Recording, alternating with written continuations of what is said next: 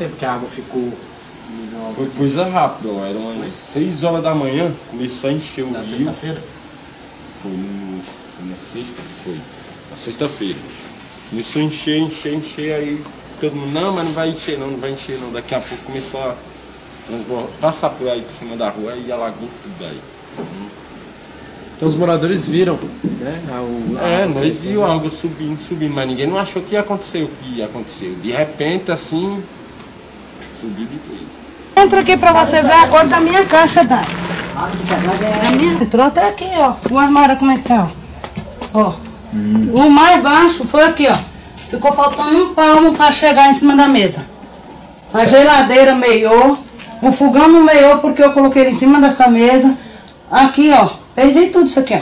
Até a ponte de lá da frente, as ribaram, a gente não tinha como ser socorrida nem pelas pessoas de lá e nem as daqui socorreu de lá. Ó. A água veio até aqui, filho. Olha a água vira. Onde a água veio na casa?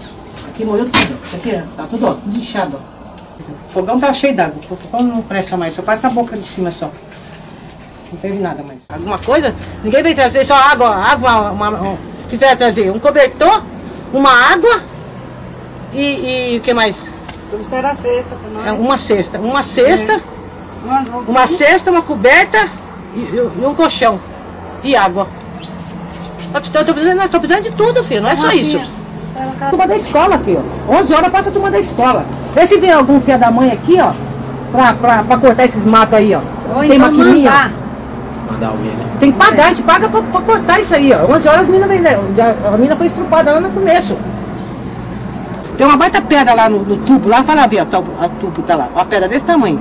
Foi que bateu a água passar mais. Então, agora quem vai tirar aquela pedra de lá?